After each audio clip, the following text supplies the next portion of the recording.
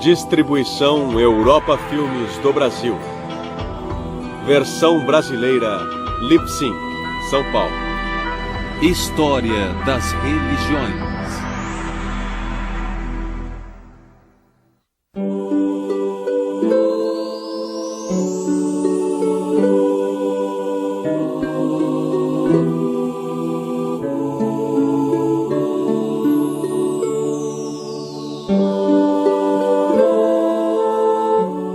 Cristianismo ortodoxo e catolicismo romano.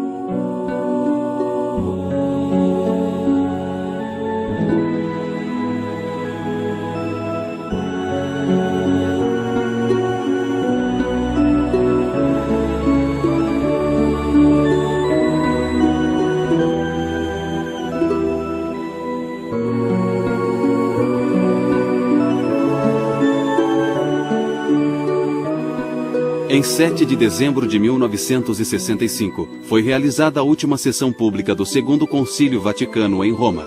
O Papa Paulo VI da Igreja Católica Romana e o Patriarca Atenágoras da Igreja Ortodoxa Grega fizeram uma declaração conjunta. Ela foi lida na Basílica de São Pedro em Roma e na Catedral de Faná, em Constantinopla.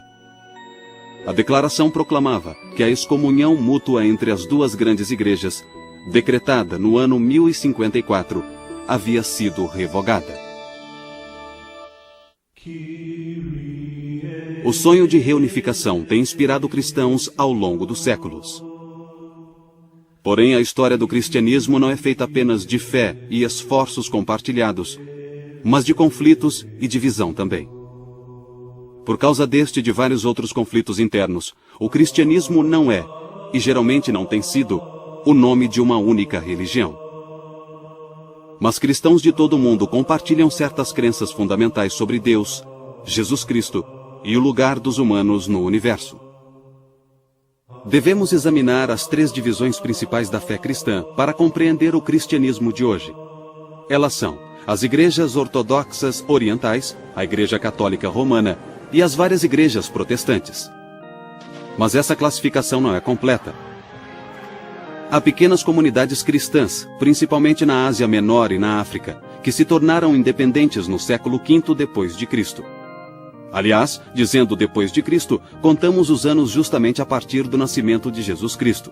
Durante os séculos, cada divisão do cristianismo considera-se a única representante da verdadeira fé cristã pregada por Jesus. Proclamando ser a verdadeira fé ou não, a história da Igreja Católica e da Ortodoxa sempre estiveram ligadas.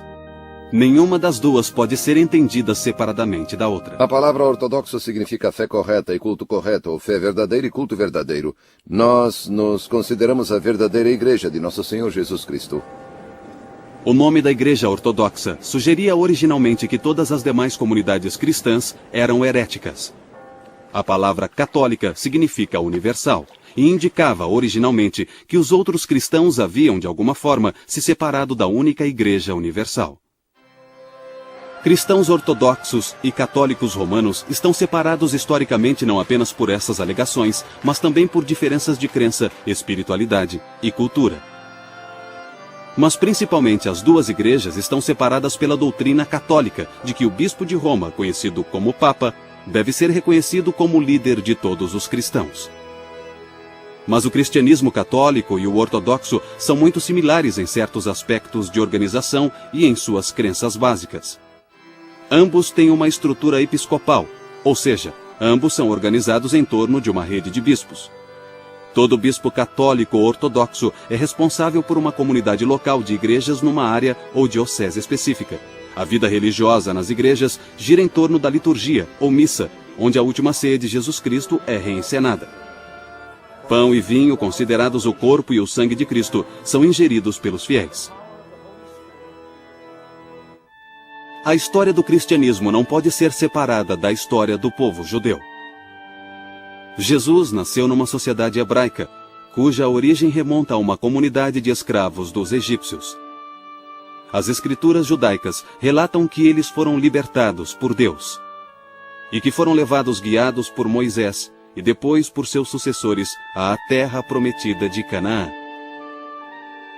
os judeus ainda comemoram sua independência política e sua grandeza sob a liderança do rei Davi. Mas por muitos séculos, Israel foi uma nação cativa. Primeiro dos assírios, depois dos babilônios, dos persas, dos gregos e, finalmente, dos romanos. Quando Jesus começou seu ministério público, o povo judeu já esperava a vinda iminente do Messias. Eles achavam que o Messias libertaria os judeus do domínio político dos romanos e levaria o povo judeu a um novo nível de devoção na prática da lei de Deus. Jesus era um entre muitos pregadores itinerantes a dizer que Deus estava para libertar Israel e vir reinar visivelmente na terra. Ele pediu que Israel se arrependesse e se emendasse à luz dessa esperança. Esse é o âmago do que é o cristianismo. O fim do ministério público de Jesus, após todas as curas e ensinamentos e todos esses acontecimentos, tudo culmina com sua viagem final a Jerusalém para a Páscoa. E as últimas coisas que ele faz, a última ceia, com a instituição da Eucaristia, na Quinta-feira Santa. E depois a noite em que é preso. No dia seguinte, ele é julgado, torturado e crucificado. Ele morre na tarde da sexta-feira. Ele é retirado da cruz antes do entardecer, porque é o dia sagrado da Páscoa e é sabá. A lei judaica proibia deixar os corpos pendurados daquele jeito. Então ele foi colocado em seu túmulo e depois do pôr do sol, na noite de sábado, ele retornou dos mortos. O mistério pascal é essa combinação maravilhosa da morte e da ressurreição de Cristo. É uma revelação completa de quem Ele é e daquilo que Deus quer que nós sejamos. De fato, a morte de Jesus ofereceu a esperança que tem atraído milhões de seguidores por aproximadamente 2000 anos.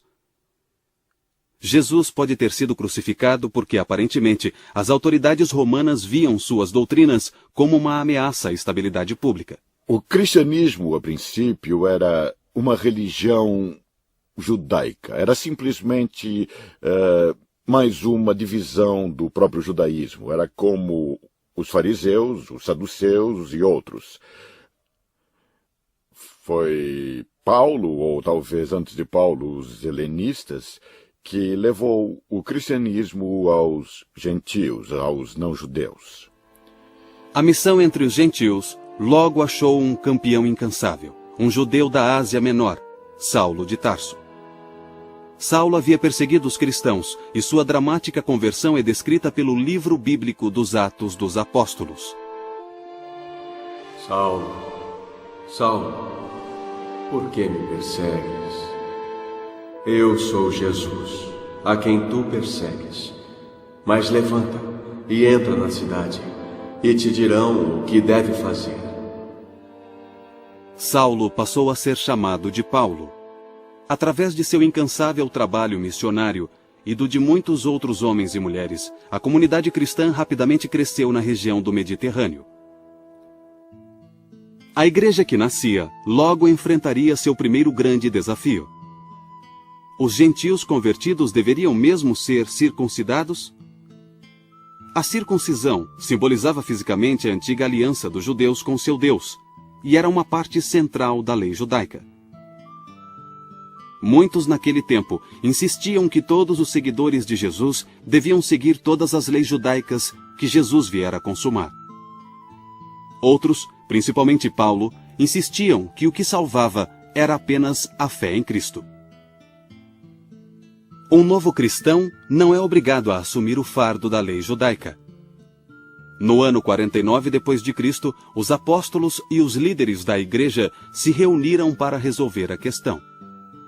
Esse encontro seria conhecido como Concílio de Jerusalém. Sua decisão foi anunciada numa carta aberta aos gentios convertidos da Ásia Menor. Os gentios convertidos seguiriam apenas as leis judaicas básicas e não precisariam ser circuncidados. Por séculos, o Templo de Jerusalém fora o centro da vida judaica. Mas no século I d.C., houve várias revoltas judaicas contra a autoridade romana, e no ano 70 depois de Cristo, o templo foi destruído pelos romanos. Essa perda cataclísmica foi seguida por uma segunda revolta comandada pelo líder messiânico judeu, Simon Bar Kokhba. Em 135 depois de Cristo, o imperador romano Adriano ordenou que todos os judeus saíssem da cidade santa de Jerusalém e proibiu que retornassem, sob pena de morte.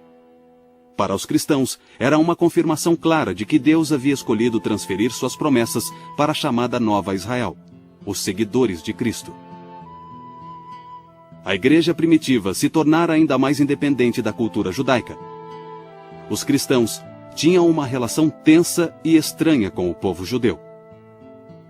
Com o tempo, isso criaria uma história trágica em que cristãos perseguiriam judeus. No século XX, esse precedente surtiria efeito no Holocausto.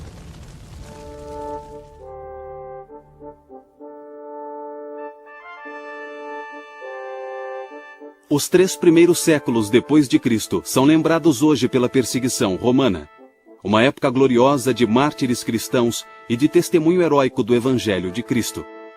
De fato, houve perseguição esporádica nesse período. Parece ter sido motivada por uma combinação de medo e de uma devoção genuína dos romanos a seus deuses pagãos. Os cristãos eram frequentemente acusados de imoralidade e desrespeito à antiga religião romana.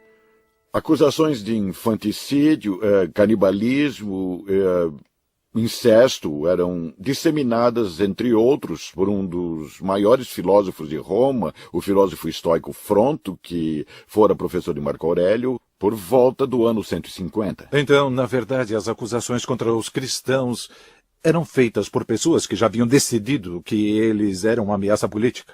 Por isso, eles precisavam arrumar uma desculpa, pois as pessoas não enxergavam essa ameaça política. Os cristãos se recusavam a adorar os deuses romanos ou a queimar incenso para o imperador romano. Os cristãos viviam como eleitos de Deus num mundo hostil. Os mártires eram heróis a serem imitados. Realmente, sua fé e coragem impressionaram até mesmo o povo romano. Apesar das perseguições romanas, a maior ameaça à igreja dos primeiros tempos era um desafio espiritual. Os vários movimentos religiosos e filosóficos coletivamente chamados hoje de gnosticismo. Os gnósticos eram uma seita particular do cristianismo, sim.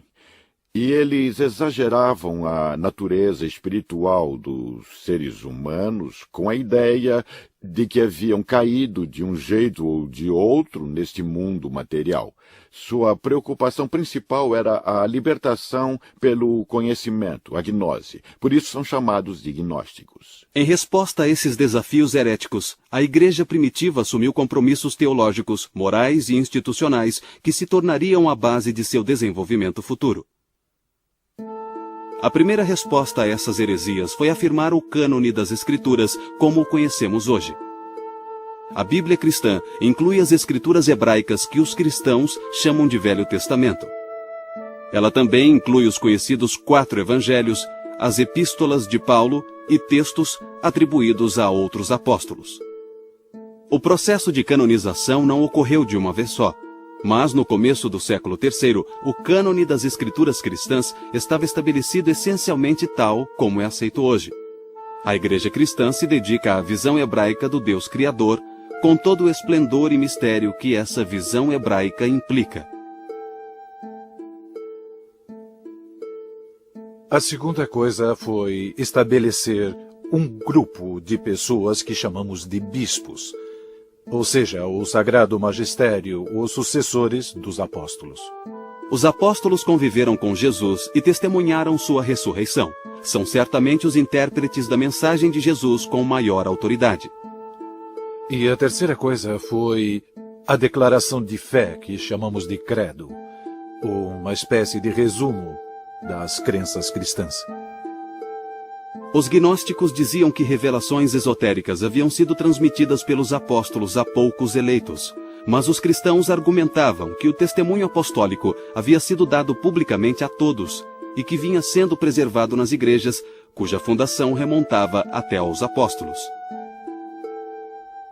as pessoas usavam filosofias diferentes, usavam símbolos diferentes, usavam abordagens diferentes e começaram a perceber que havia alguns discursos sobre o objeto de nossa fé e de nossas orações que eram legítimos e outros que não eram.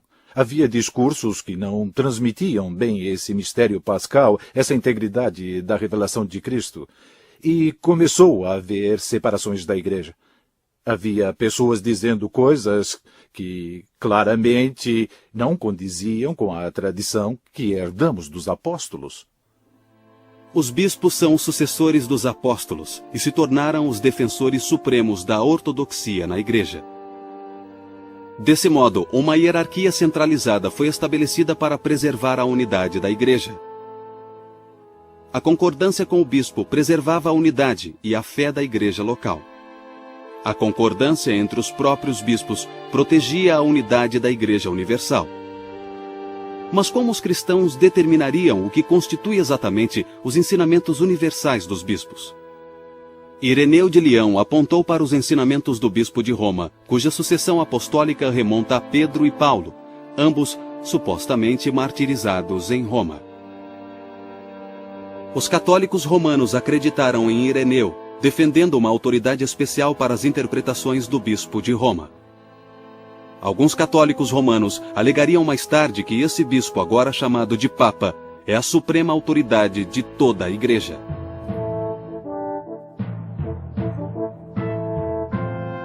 Quando Augusto estabeleceu o Império Romano em 31 a.C., foi certamente um dos maiores feitos da antiguidade. Mas seus planos de governo tinham falhas graves.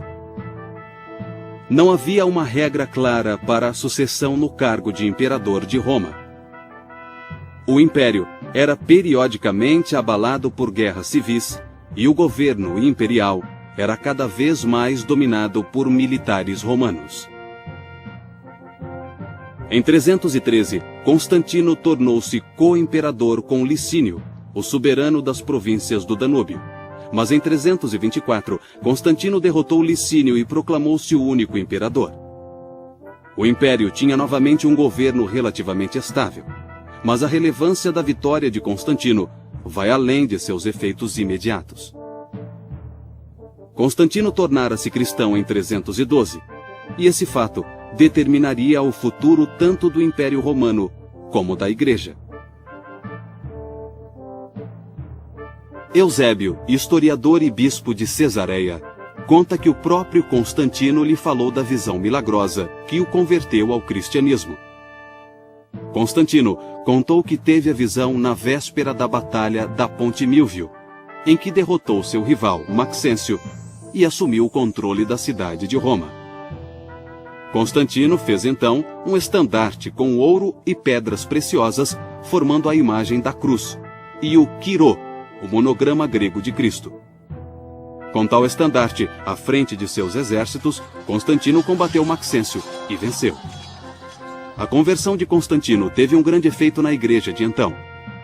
Quase da noite para o dia, os cristãos passaram das agonias e glórias da perseguição ao agradável status de companheiros de fé do grande imperador Constantino.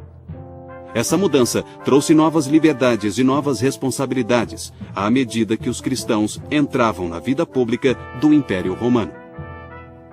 Acredita-se que Constantino teve então outro sonho enviado por Deus quando em 324 fundou uma cidade às margens do rio Bósforo, no local da antiga Bizâncio.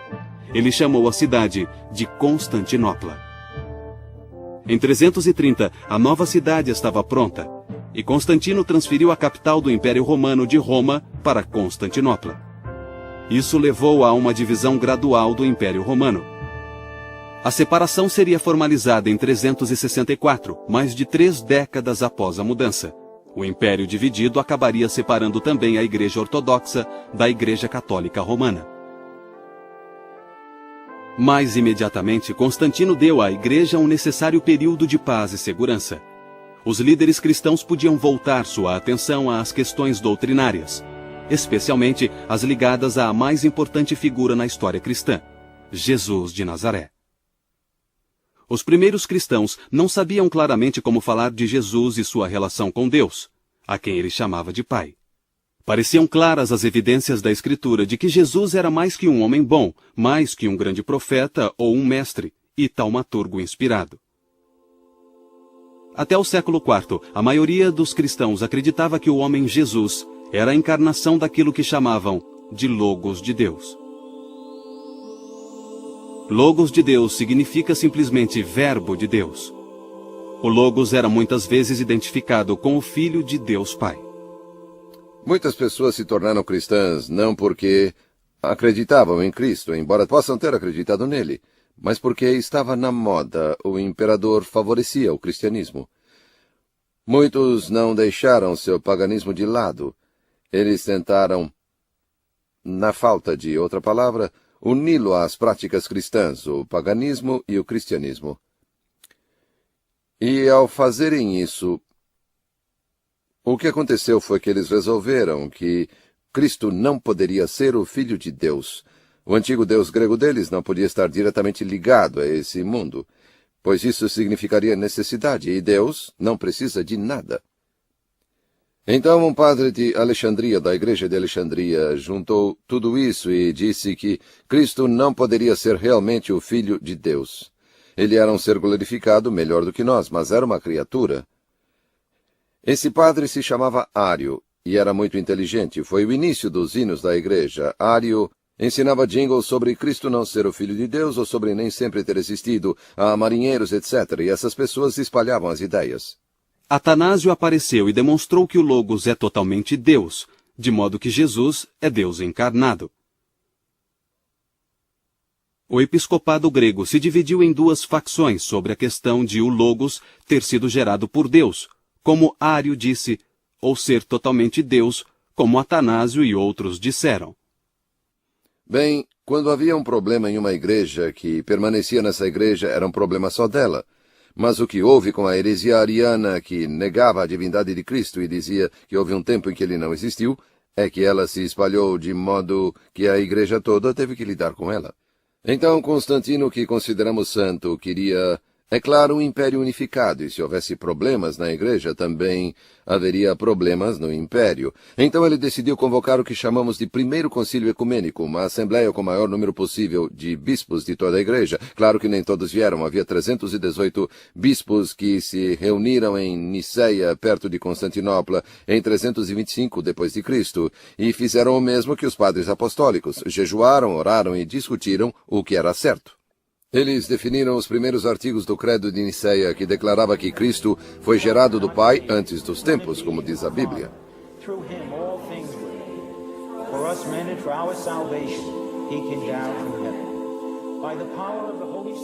O Concílio de Niceia é considerado tanto pelos ortodoxos como pelos católicos o primeiro grande concílio ecumênico.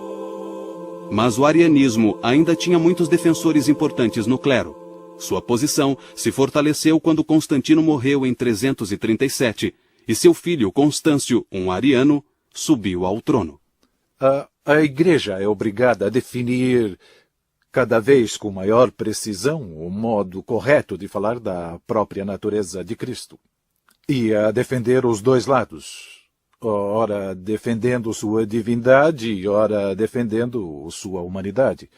Mas essa definição, de certo modo, é o que estimula o Credo de Niceia. Estimula algumas mudanças na liturgia, algumas mudanças no modo de celebrarmos a Eucaristia, mudanças estas que visam a vacinar o corpo da Igreja contra essas interpretações errôneas. O único meio que a igreja de lugares distantes tinha para resolver essas disputas era reunir todos os bispos em concílios, com bispos de todo o império. Existem 7 deles que são reconhecidos como concílios ecumênicos, tanto pela Igreja Ortodoxa Oriental como pela Católica. O primeiro foi o de Niceia, sobre a doutrina da Trindade. Houve 2 no século V que trataram de Cristo. Cristo é totalmente divino? Totalmente humano? Ambos? Como? Eram questões importantes. Na verdade, isso levou a uma divisão permanente.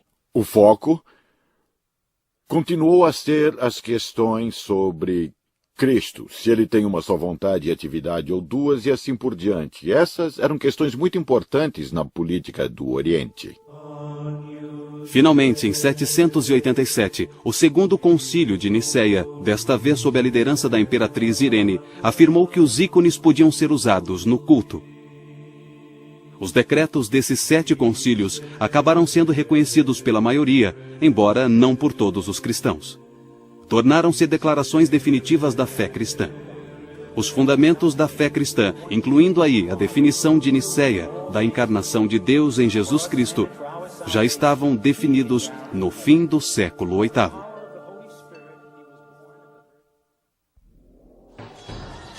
Em 410, Alarico, um líder visigodo e cristão ariano, conquistou a cidade eterna, Roma.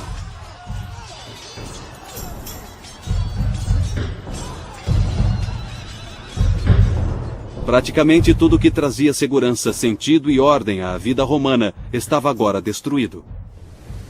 Esse evento cataclísmico exigia uma explicação teológica. Muitos romanos jogaram a culpa do desastre na conversão do império ao cristianismo. O grande teólogo ocidental Agostinho, bispo de Hipona, respondeu com uma interpretação teológica da história de Roma e da história do mundo, numa obra intitulada A Cidade de Deus.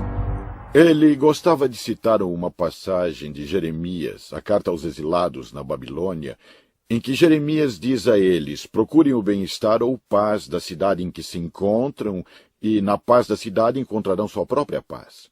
Em outras palavras, Agostinho está mostrando a diferença entre valores religiosos e valores seculares, mas defendendo ambos. A queda de Roma foi um momento decisivo, tanto para a Igreja como para a sociedade como um todo. Mas sob vários aspectos, a vida não mudou muito depois de 410. O Oriente desfrutava de estabilidade social e política, e o Ocidente sofria com mais convulsão social e anarquia. Os 1000 anos de domínio romano terminaram, e não havia nenhuma autoridade política dominante. O bispo de Roma ganhou autoridade secular com o fim do Império no Ocidente durante o século V. O bispo de Roma torna-se o principal líder cívico. Nessa época, além disso, a Igreja controlava grandes quantias de fundos para ajudar os pobres e começou a receber donativos, terras para cultivo e assim por diante. Então, os bispos dos séculos IV e V eram muitas vezes famosos por usar esses recursos para conseguir aliados. Os bispos da Igreja Ocidental viam que em seu futuro estavam as próprias tribos que haviam destruído seu mundo. Assim, missionários levaram o Evangelho aos povos tribais da Europa, até a Alemanha. Em 800, o rei dos francos, Carlos Magno, subiu ao trono do Sacro Império Romano, que era uma união de pequenos feudos teutônicos. Parecia que a Europa havia encontrado outro Constantino que poderia unir toda a sociedade numa única federação cristã. Os reis francos eram aliados dos papas romanos. O próprio Papa Leão III coroou Carlos Magno imperador em uma cerimônia em Roma. Essa coroação de Carlos Magno abriu um precedente que influenciaria significativamente a relação entre Igreja e Estado na Europa Ocidental. Os papas estavam, na verdade, apostando no norte europeu e não em Constantinopla ao fazer essas novas alianças. Papas posteriores afirmariam que a autoridade imperial dependia da sanção do Papa.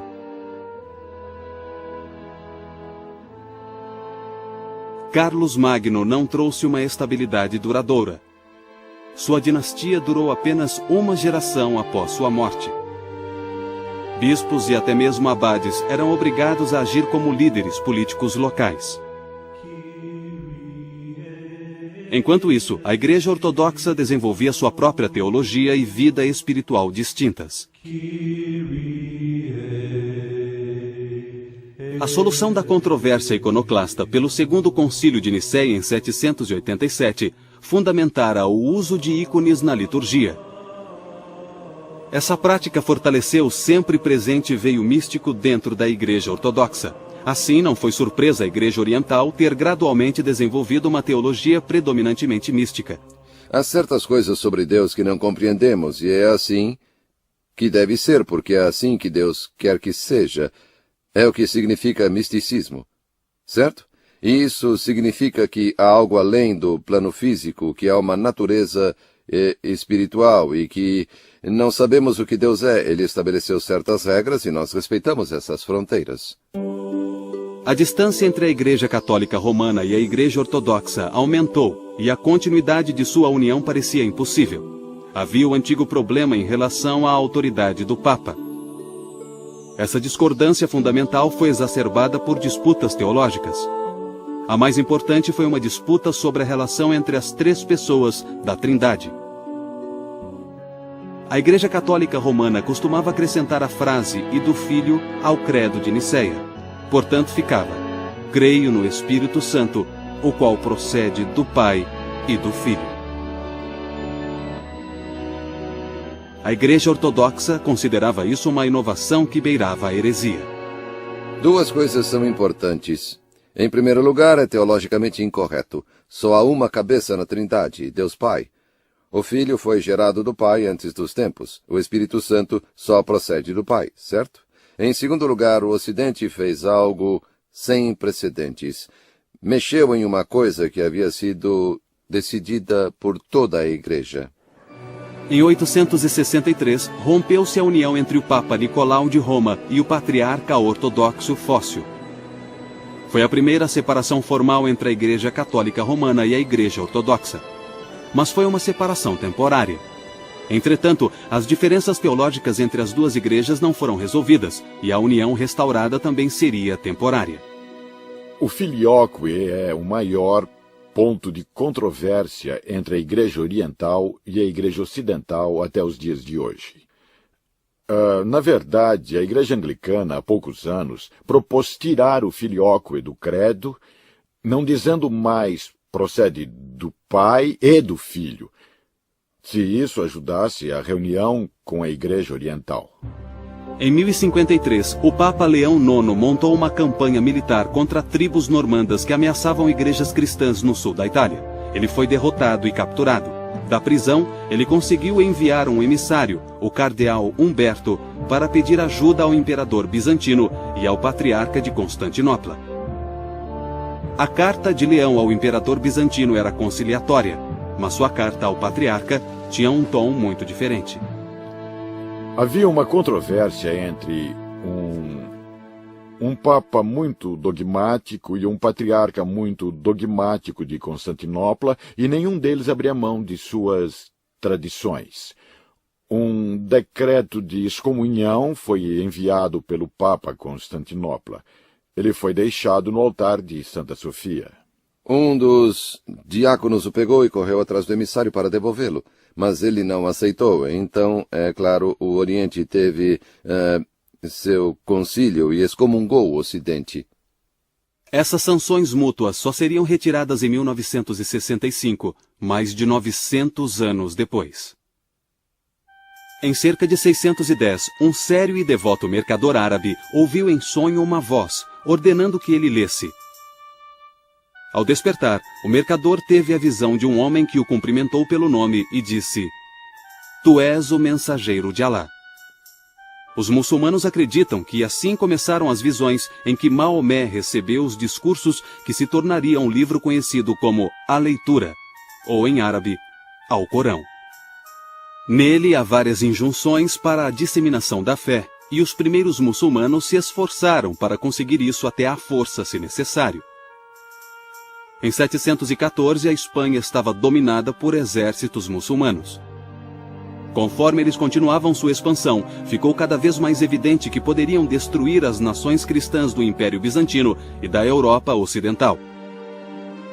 Após a derrota em Anatólia, em 1071, o imperador de Bizâncio, Aleixo Comneno, pediu ajuda ao Ocidente. Os imperadores do Oriente pediram ajuda ao Ocidente e conseguiram. As cruzadas atendiam os pedidos dos imperadores do Oriente. Foi uma operação de resgate da Igreja Oriental. Religiosos e cavaleiros católicos da Europa Ocidental atenderam prontamente. Muitos ficaram simplesmente horrorizados ao saber que cristãos do Oriente estavam sendo ameaçados por aquilo que eles viam como uma nação pagã. A Palestina, a terra santificada pela vida e morte de Jesus, era controlada por muçulmanos. E alguns membros do clero preferiam que os exércitos se unissem para combater um inimigo comum, em vez de uns aos outros. De qualquer modo, em 1095, o Papa Urbano II convocou uma cruzada. Essa missão sagrada salvaria o cristianismo oriental e retomaria a Terra Santa do controle muçulmano. Uma série de 4 cruzadas durou até o século XIII. As relações entre os cruzados ocidentais e a corte bizantina pioravam cada vez mais. Os líderes das cruzadas viam os ortodoxos como traidores e inimigos. O que começou como uma missão para salvar cristãos ortodoxos dos muçulmanos, tornou-se em meados do século XII uma missão contra os próprios cristãos ortodoxos. Em 1204, cruzados católicos romanos saquearam Constantinopla. Nas palavras do historiador Calisto, foi um ato que a Igreja Ortodoxa jamais esqueceria ou perdoaria. Mesmo assim, os esforços para a união continuaram, mas as duas igrejas continuaram separadas. Em 1261, o imperador cristão da Niceia, Miguel Paleólogo, recuperou Constantinopla e devolveu-a aos orientais ortodoxos. Mas sua vitória trouxe apenas um descanso temporário de 200 anos, antes que Constantinopla caísse nas mãos de outro inimigo, os turcos otomanos. Em 29 de maio de 1453, os turcos tomaram Constantinopla. O último imperador bizantino, Constantino XI, foi assassinado. Nos séculos 13 e 14, a Rússia esteve sob o domínio dos mongóis e isolada do restante da cristandade. A Rússia começava a se recuperar no século XV, quando o Império Bizantino chegou ao fim. Então era natural que essa grande nação ortodoxa se tornasse a sede principal da Igreja Ortodoxa. No século XVII, o patriarcado foi abolido por Pedro, o Grande, da Rússia. A Igreja conseguiu manter uma rede de seminários e mosteiros, mas ela sobreviveu principalmente graças à profunda devoção do povo russo. Para compreender a história do catolicismo romano no período medieval, precisamos voltar à nossa história do cristianismo ocidental da época, quando nações-estado da Europa Ocidental começavam a surgir. A Idade Média é chamada de Idade da Fé. Podemos até dizer que foi uma era de intenso entusiasmo religioso. A Igreja não via com bons olhos alguns novos movimentos religiosos. Seu poder era cada vez mais ameaçado. A Igreja, às vezes, pedia às autoridades seculares que forçassem os dissidentes a capitular, sob ameaça de penas civis que incluíam a pena de morte.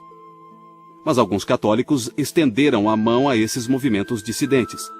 2 homens em particular, Domingos e Francisco, romperam com a vida monástica e reuniram a seu redor comunidades de irmãos ou frades. Esses homens atuavam como pregadores itinerantes. Eles se sustentavam pedindo esmolas. Não levavam a vida respeitável e estável da reclusão no mosteiro. Os franciscanos e dominicanos são muito importantes, principalmente no século XIII, logo após a sua fundação. Eles se tornaram missionários no mundo islâmico, eles eram interessantes, eles dominaram as universidades rapidamente. Acho que por causa de seu sistema de recrutamento. Não dependiam de favores de algum bispo de sua terra. Podiam mandar seus homens para onde quisessem. Então os franciscanos e os dominicanos eram os melhores professores da Universidade de Paris, no século XIII. Também eram inquisidores. Lembrem-se de que a Inquisição só estava tentando saber se havia alguma heresia à solta. Eram precisamente as ordens mais zelosas, os cistercienses, franciscanos e dominicanos, que forneciam os inquisidores. A vida espiritual e intelectual do catolicismo romano teve seu período de maior expansão durante o século XIII, mas a própria Igreja Católica era cada vez mais atacada.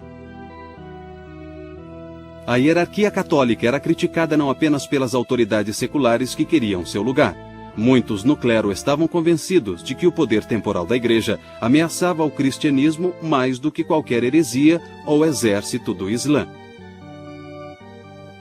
Ninguém negava que as autoridades da Igreja muitas vezes abusavam de seu poder.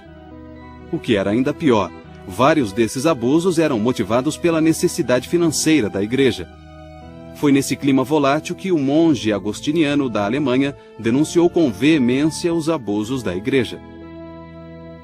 Acima de tudo, esse monge rejeitava a ênfase católica nos rituais religiosos e defendia que bastava a fé na salvação efetuada por Cristo. Lutero, a princípio, não pretendia abandonar a Igreja Católica, mas a Igreja o condenou como herege e em 1521 Lutero foi excomungado.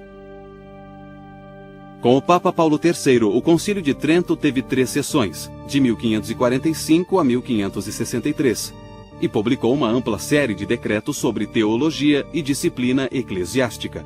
O Concílio de Trento foi basicamente uma rejeição de várias ideias protestantes, uma rejeição da doutrina de Lutero, de justificação pela fé, uma reafirmação da doutrina católica dos 7 sacramentos em vez de 2 sacramentos, um respaldo à autoridade dos bispos e do Papa e assim por diante.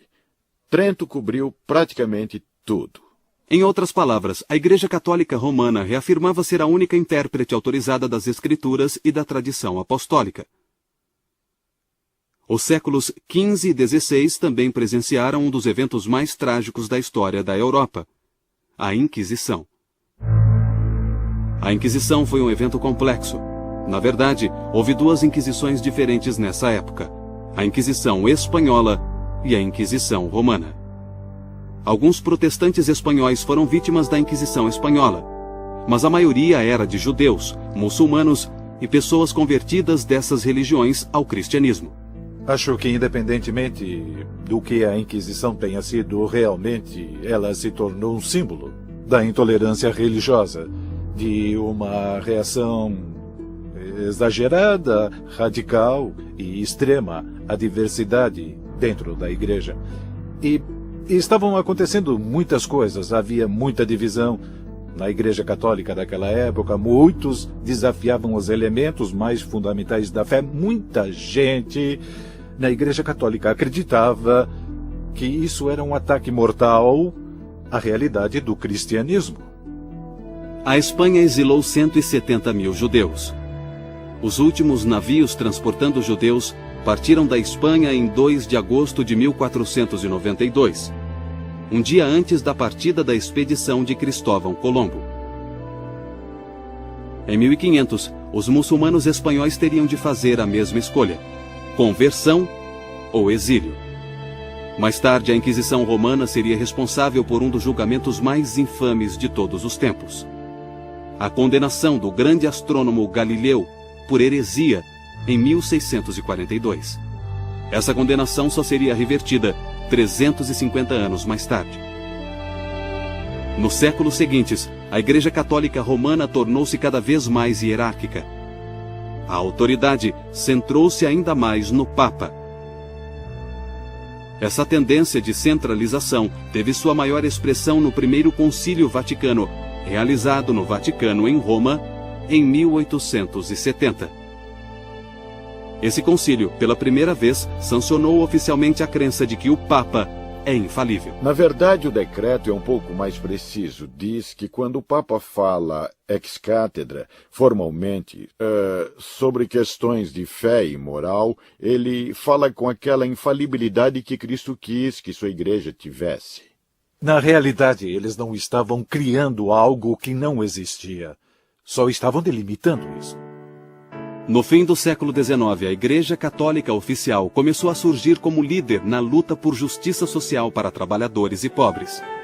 As igrejas ortodoxas também viram novos movimentos teológicos nos séculos XIX e XX, na esperança de criar uma teologia cristã moderna.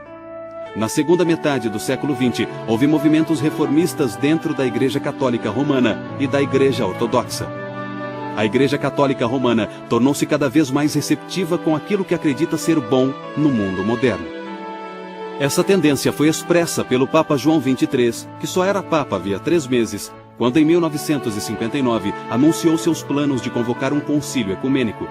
4 anos depois, em 11 de outubro de 1962, foi aberto o Segundo Concílio Vaticano. Há um novo espírito invadindo a Igreja Ortodoxa e a Igreja Católica Romana. E uma de suas expressões mais promissoras está nos esforços para reunir essas duas comunhões.